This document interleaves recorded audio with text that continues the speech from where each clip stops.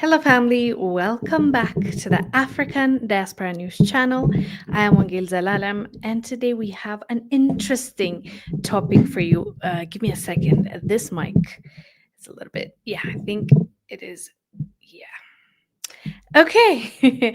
welcome, family. Today we have an interesting topic, like an interesting conversation to be had. Like, especially, yes, we're talking about Ethiopia doing or becoming the first one to do it in Africa. Um, but we're also, I want us to talk about technology and how Africans are refusing to be left behind, unlike other areas, other industries that we feel like we were left behind, or rather, we were not up to date in many things. But now we're choosing success over, I guess, being left out. Today's topic is about Ethiopia launching a smart police station. What is a smart police station? Basically, a police station with no human cops or police officers in the police station. There's quite literally no human interaction.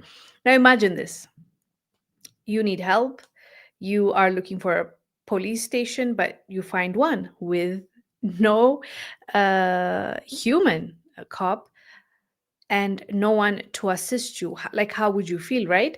But it gets better. Yes, there might not be a human cop there, but there will be a cop virtually assisting you. But before that, there is a computer that you have access to. I'll show you how it works. I'll play a clip for you, and yeah, you at the very least you'll get to um, get service even if there's no one physically there to help you. This is how it works, at least according to our police. issue, somebody have any issue, you'll come here, you report directly, no police around here, just he call to police officer to the center, and immediately he respond. If there is any issue, we have patrols around the.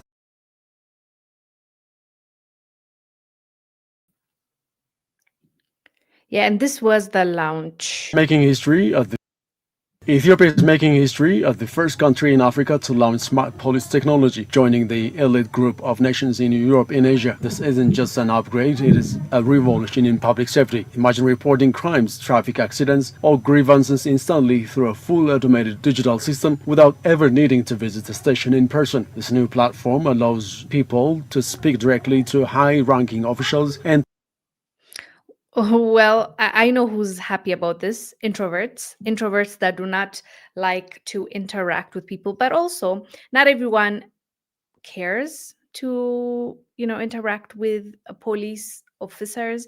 Unfortunately, we live in a world where when the police are supposed to be there to help us, to support us, to stand up for us, to basically be our shield, right? They're supposed to be the protectors of the society. Unfortunately, they abuse their power. Many of them abuse their power. Many of them um, are seen dabbling in things that they're not supposed to, right? So in that case, and it's a valid anxiety. I hear many people, even in the Western world, but it might be for different reasons, of course. In the Western world, it's because of like racism and how cops have treated Black people. But then in our world, let's say, the global south, a lot of stories that we hear is that these police officers, or we see it happen actually, they believe that they're there to serve the government, not the people, right? So you will hear abuse of power, you will hear them unaliving people, basically abusing the system and their power. So a lot of people don't care to interact with police officers, or they don't feel comfortable. So there's that for you. Like, if you need to report something, you go to that station. This is the first in Africa, but I believe there is something like this in other parts of the world. But Ethiopia is just launching this. So how are we, in my opinion, how I look at it right now, because I'm seeing a message, child of God said digital slavery. That's exactly what the system is for, to give the government more power over the people. You'll see. I know, I hear you, child of God. I hear you when it comes to digitalizing everything, right? Like when it comes to money nowadays, we rarely have cash. Our information, our IDs being digitally, to the point where they're talking about chipping us. Like, I mean, that's a different conversation. I hear you, child of God, and valid points.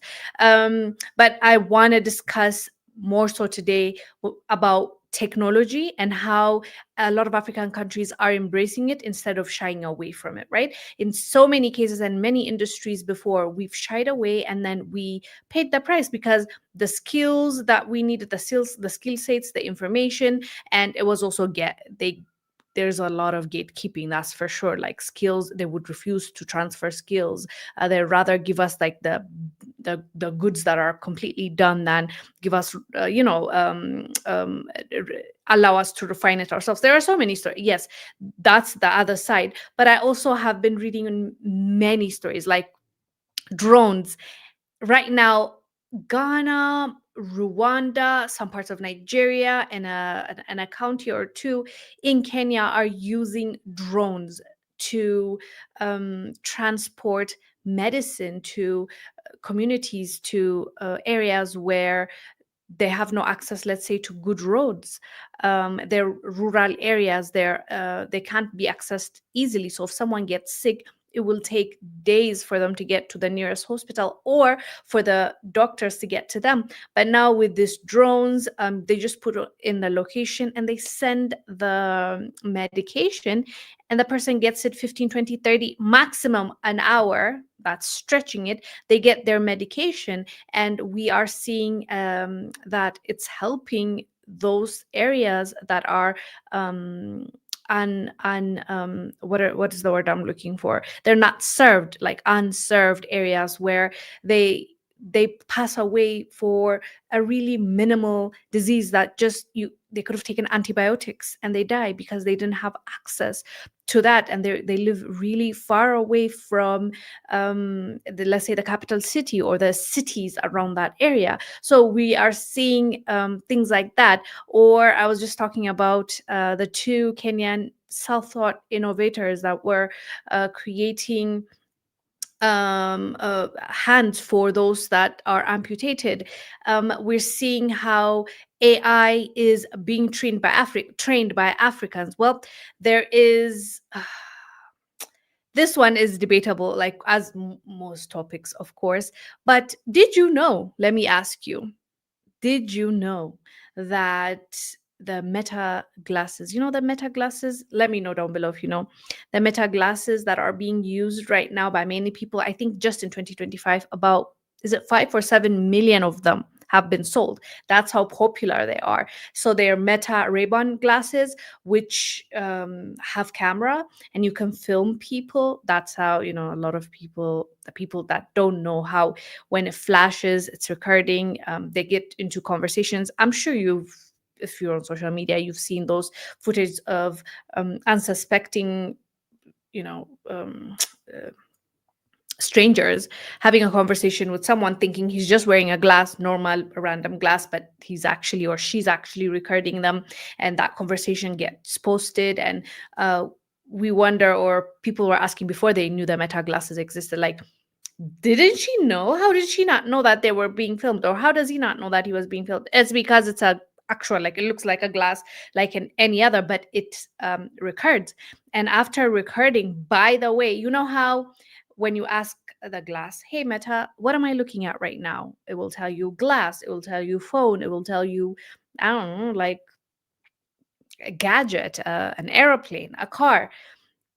It turns out, and search it if you want to, like, if you want to really confirm, and it's true, first those footage, the AI is learning and understanding what is really it's really looking at, because it's just a machine, is through people, Africans, but specifically Kenyan. A Kenyan subcontractor is a company hired Kenyan workers and only paying them $2 per hour, by the way. They are the ones programming the AI. and teaching it what it's looking at, and analyzing it for it. Because at the end of the day, whether we believe that AI is the future, we the humans are the ones teaching it, and it's getting its information from people, and that's also one of the reasons why we need to have our own people in that programming. Because um as I said, AI, it's algorithm, like it needs people to feed it.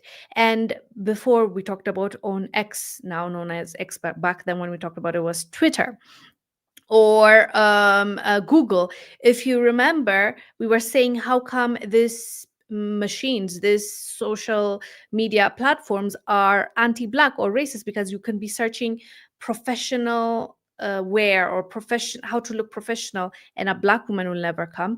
Who looks professional, or like how to look professional, you'll see a blonde hair woman, white woman.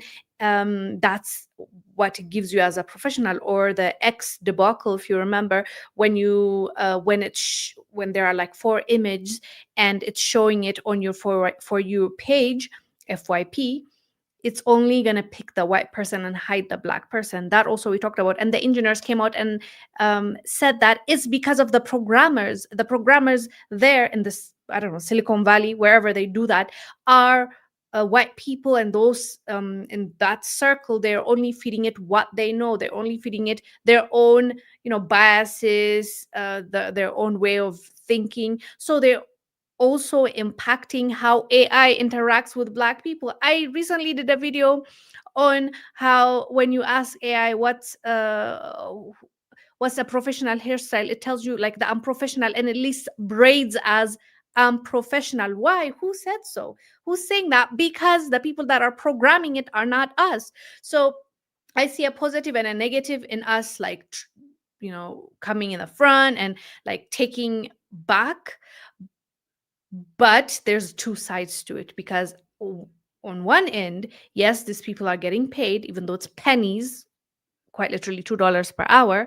But also on the other side, they're also framing, right, or teaching the AI through their lens and through their lived experience. So it's a whole conversation of like, if we get into that, it's about pay wage and how Africans only get $2 per hour, versus if you're in America, you're getting $30 to $40 for doing the exact same job, like moderating. Even the videos that we come across in our FYP have been heavily moderated. And those people that are moderating are mostly from these countries that I'm telling you from. So it's a different conversation, of course, but since we're in the conversation of technology, I want to also highlight how a lot of this younger generation in Africa are involved. They want to learn, develop their skill, and mostly they're self-taught, right? And it's good and bad, like with everything. Even with social media, it's bringing us together, it's bridging a gap, it's bringing us closer. It's like a click away, right? Like a tap away, and you can have information that you've never had before, information that has been hidden from us for so long, information that has been suppressed. Now we can have that. It's a positive, it's a good thing. But the other side is they are making up false narratives to push and to for you to forget about the truth, for you to have one narrative. So it's like sifting through that trash, getting to the actual honest story, the truth. It's a positive and then a negative. You're like, which one is the lesser evil? I guess that's the conversation to be had. But I am happy to see many of us.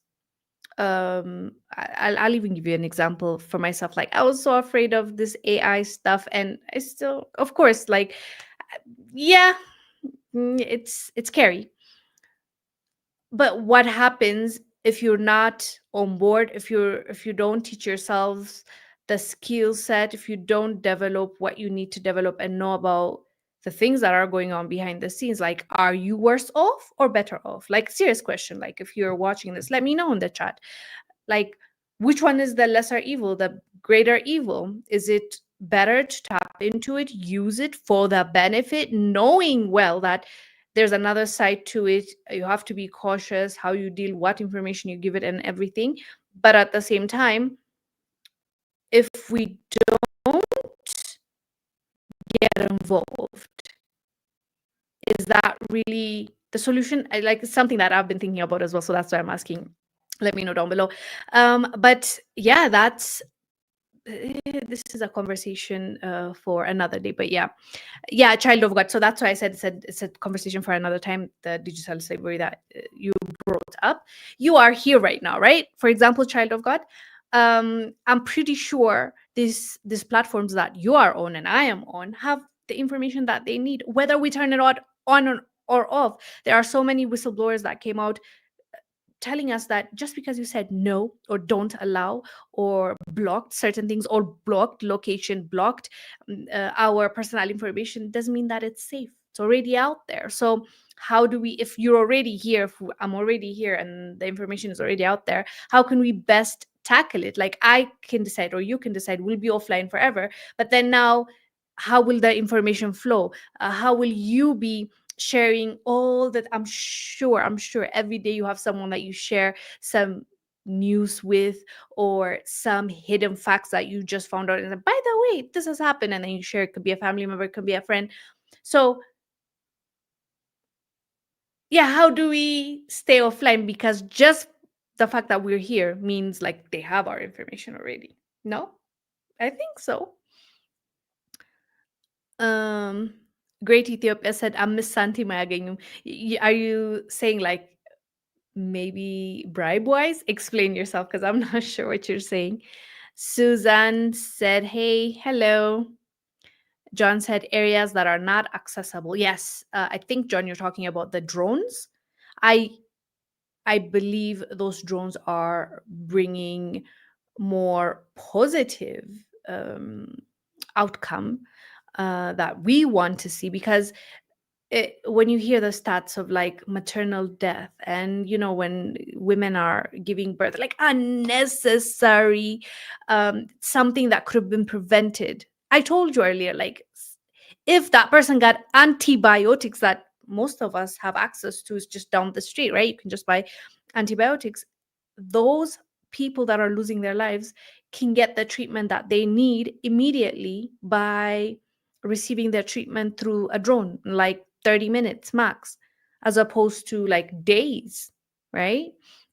Of course, in the meantime, our governments need to work on infrastructure, need to work on having, even if it's a small clinic in all those rural areas that are not accessible. Yes, of course. But two things can happen at the same time, right? As we're making sure that our people are receiving the services, the treatment that they need, at the same time pushing for, on the other side, pushing for better infrastructure. Child of God said, instead of digital police, why didn't they do digital actors?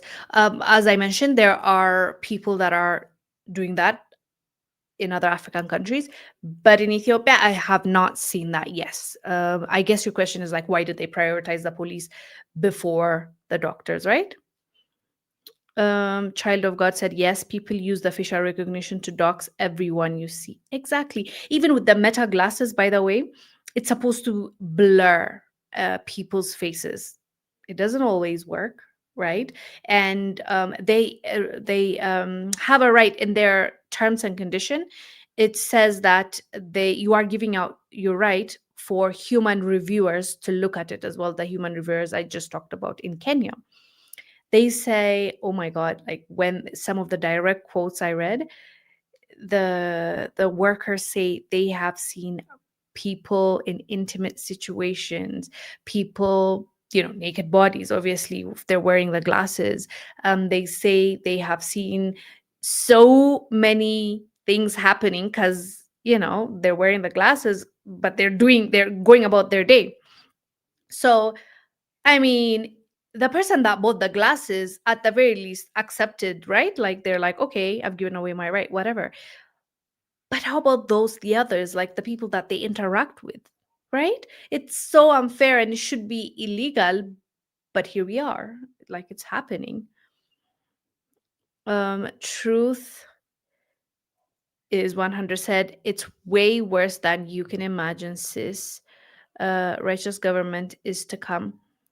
Yeah, I mean, I'm I don't want to call myself a conspiracy theorist because, like, most of the things that we believed or we believe to be true or suspected to be true is coming true. It's the governments are admitting to it. We're seeing evidence. So it's like, yeah, I'm not the type to rubbish the different conversations on the side that we have and the suspicions we have. It's valid, in my opinion. It's valid, but it's the times that we're living in. What do we do?